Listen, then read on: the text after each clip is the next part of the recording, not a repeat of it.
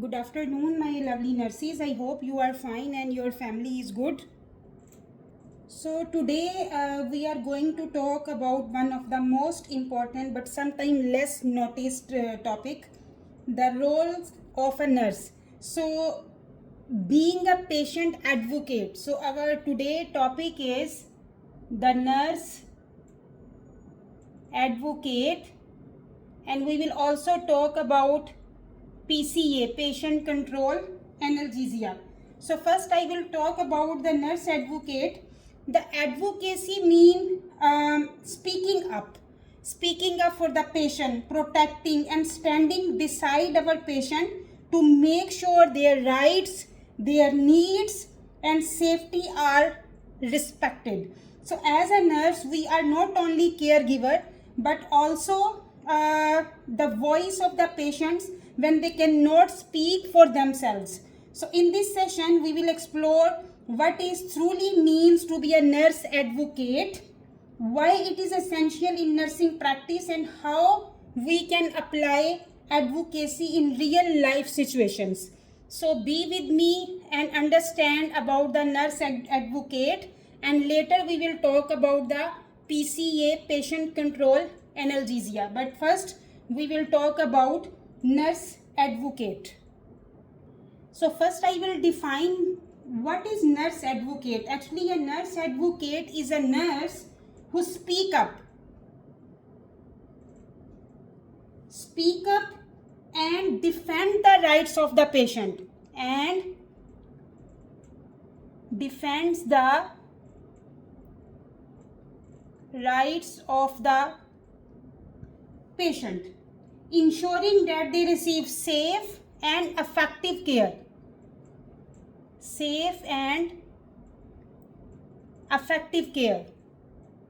Why advocacy is important? So I will write there why advocacy is important. So why advocacy is important? First of all, the patient may be too sick. Patient may be too sick, too weak, and or too afraid to speak for themselves, or afraid to speak for themselves. So advocacy is important. The nurse should have to speak up for the patient once the patient may be too sick, weak, or afraid to speak for themselves. So nurses are with the patient most of the time and often notice problem and before doctors do. So before doctor will understand the patient, the nurse is always with the patient. So nurses spending most of the time and often notice problem before doctors will understand. So advocacy ensures that patients' voices are heard.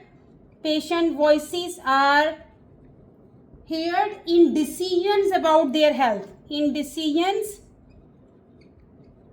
about their health. So advocacy is very important. The nurse advocate is a very good role in the patient care. So core responsibility of nurse advocacy. So core responsibility of nurse advocacy, core responsibilities of nurse advocacy. Number one is protect rights. Protect rights mean the pain relief, dignity, privacy. Patient, pain relief, dignity or privacy. This one will come in the protect patient rights, pain relief, dignity and privacy. Number two, communicate needs. Communicate needs. So in the communicate needs, tell the healthcare team if something is going wrong. If as a nurse you observe the patient, you think the patient condition is not good, Patient cannot speak, patient cannot explain the situation. So as a nurse, this is your responsibility as a nurse advocate. Tell the healthcare team if something is wrong. Tell the healthcare team if anything going wrong with the patient. Number 3, promote safety. Promote safety means prevent harm by questioning unsafe orders. For example, the doctor wants to write the milligram but he write gram. So you know the best dose of the injection or the tablet or any medicine. So he put the unsafe order. So as a nurse advocate, this is your responsibility to inform the doctor, doctor, I think this order is wrong. Can you double check? And always the safe medication, safe because the patient is in your hands. So this is your responsibility to promote safety. So prevent harm by unsafe orders. Prevent harm by unsafe orders. Number 4, support choices. Support choices mean respect the patient's wishes about treatment. So the patient wish is first. Don't argue with the patient. So patient, respect the patient wishes. Respect the patient wishes about treatment. So the core responsibility of a nurse advocacy is protect rights, very important, the pain relief, dignity and privacy. If we will talk about the communicate needs, tell the healthcare team if something going wrong with the patient, promote safety, prevent harm by questioning the unsafe orders. Number 4, support choices, respect the patient wishes about the treatment. That is the responsibility of nurse advocacy. As a nurse advocate, this is our responsibility to take care of this 4 core responsibilities. I will give you one example there. For example, the patient says, I don't understand my surgery consent. The doctor take the consent and doctor left from the bedside of the patient, and patient is telling you, I don't understand my surgery consent. The nurse stop the process and ask the doctor to re-explain. This is not our responsibility to explain the procedure to the patient. As a nurse, this is not my responsibility. Yes, I am witnessing doctor explain everything to the patient, but I am not a responsible person for explaining the procedure. So I will stop the process and I will request the doctor, please can you re-explain the procedure to the patient. This is advocacy, protecting informed consent. So as a nurse advocate, this is our responsibility. If in a short I will tell, the nurse is the patient voice. The nurse is the patient voice. That is nurse advocacy, the nurse advocate. Now we will talk about the PCA, patient control analgesia. So we will talk about the patient control analgesia. So what we will going to discuss about PCA. We are also telling PCA, patient control analgesia. So pain is often called a 5th vital sign. Temperature, pulse, respiration, blood pressure, that is the 4 vital signs. But the 5th vital sign is pain. So the pain, as I told you, is often called the 5th vital signs, and contributing, it is a key part of quality nursing care. So PCA gives patients the power to control their own pain relief. So by pressing a button, so PCA is a pump, is a machine the patient are using for example, patient feels a pain. He know I have severe pain and he will press the button. No anyone can press the button.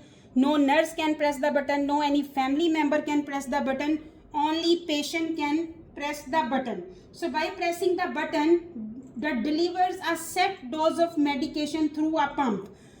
Mean the doctor or nurses already select the dose on the infusion, the PCA, the pain control analgesia machine, the patient cannot take the more medication than the selected already the rate. For example, doctor selected 0.5 milligram per hour. So only this dose can patient receive. Patient cannot receive much dose. So there is already a selected button. The nurse or the doctors will maintain the dose. But what patient can do, once ever patient will receive the pain, patient can press the button. Yes, there is also time settings. For example, the patient can receive medication, the painkiller every 10 minutes. So if patient is pressing, he cannot receive. After 10 minutes, this PCA machine will work, and only after 10 minutes patient will receive the medication. So in the next slides we will learn about the how PCA works, its benefits, the nurse role, and the most importantly how it helps patient feel comfortable and in control of their recovery. So first is our introduction. If I will introduce, the pain, as I already told you, is a fifth vital sign. So after surgery or in severe illness,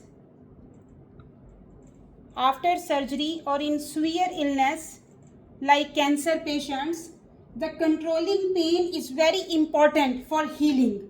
So PCA is stand for patient control analgesia. Patient control analgesia. Patient control means patient is controlling. So this is a method where patients can control their own pain relief using a special pump. PCA pump, the patient control analgesia pump. So what is PCA? PCA actually is a pain management system. Pain management system is a pump, is connected to the patient usually through the IV line. Through IV line connected to the patient. The pump contains pain medication. Pain medication, especially which medication this pump contains? Commonly morphine, fentanyl, hydromorphone. This is all opioids, the painkillers. So mostly these pain medications are contained in the PCA pump. So patient has a button. Patient has a button that we are giving in the patient hand. So patient, when the press it, the pump deliver a safe preset dose of medication. Preset mean the doctor or the nurse already preset on the PCA pump. Only that dose the patient can receive.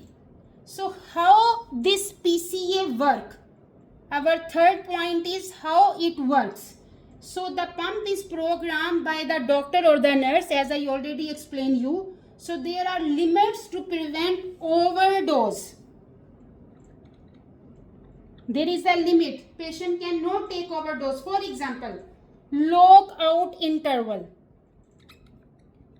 Lockout interval. What is lockout interval?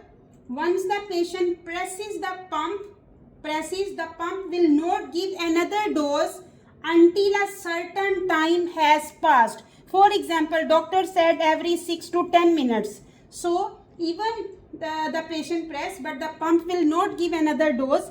After 6 to 10 minutes, another dose patient can receive. This is the lockout interval. Dose limit. Dose limit. What is dose limit? Maximum amount per hour. So on the pump, there is a preset dose. They already write per hour how many dose patient will receive. So he will receive a maximum dose per hour.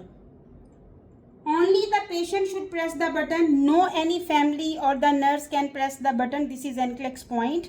No anyone can press the button. Only patient can press the button. What is the advantages of PCA? Advantages mean benefits of PCA. So number one, patient has control over their pain. Patient has control over their pain. Number 2, gives quick relief. Number 3, reduce anxiety. Patient does not have to wait for the nurse. This is the main thing. So patient has pain, of course there will be anxiety will increase. So patient no need to wait for the nurse. Patient can press the button and dose will deliver. Safer because pump prevent overdose. Safer because pump prevent overdose. If there is advantages, there is disadvantages of the PCA pump also. So what is disadvantages? We should have to understand the situations. So patient may become too sleepy. If I will talk disadvantages. So disadvantages, patient may become too sleepy, sedation. So patient is receiving patient is again every 10 minutes taking painkiller because this is a sedative drugs, morphine, fentanyl and the hydromorphone. So patient can become more sleepy. There is a risk of low breathing, respiratory depression. The opioid medication is the main side effect is respiratory depression. If not monitored, the monitoring is very important. Even patient is pressing the button, but monitoring is very important. Not suitable for very young children. Very young children, not suitable. Confused or unconscious patient. Never give attach PCA pump to the confused or unconscious patient because they cannot use properly. Unconscious patient cannot even use. The confused patient, even he don't have pain but he will press the button again. So confused and unconscious patients is not suitable. The nurse role. The nurse role in PCA. Very important, the nurse role in the patient control analgesia. So as a nurse we play a very important role. Educate patient and family. Only patient can press the button. Education very important. Only patient can press the button. Monitoring is very important. What we will monitor? Patient vital signs, especially respiration and oxygen, because patient can go in respiratory depression. Assess pain level regularly. Check IV site and pump function. IV site and pump function. Is pump is functioning properly. Pain level we will check regularly, so dose can adjust accordingly. Report any side effects. Reporting. What we have to report? Any side effects, nausea, vomiting, itching, drowsiness, difficulty in breathing. So any side effects that we have observed, we have to inform the healthcare provider as soon as possible. What is the indication of PCA? Why we are using the patient control analgesia machine? So after surgery like abdominal or orthopedic surgery, severe pain conditions like cancer, pain, trauma. So after surgery, especially the abdominal or orthopedic surgery or severe pain condition, for example cancer, pain or trauma. So any severe pain conditions we are using the PCA. So if there is a indications of the PCA, there is also contraindications. Contraindication. So contraindication when PCA is not used. So patient unable to understand or use the button. If patient is unable to understand or use of the button. Very young children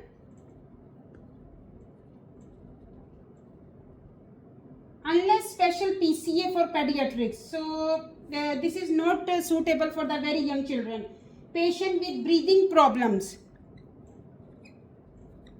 Patient with breathing problems like sleep apnea or severe lung disease. So in these conditions, we are not using the PCA. So if I will talk about in the summary, the PCA is a patient controls their own pain medicine through pump. Safe because of low count interval, as I told you. The nurse's role is education, monitoring, safety check.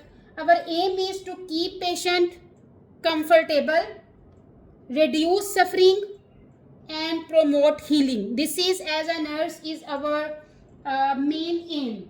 So PCA is a patient control analgesia.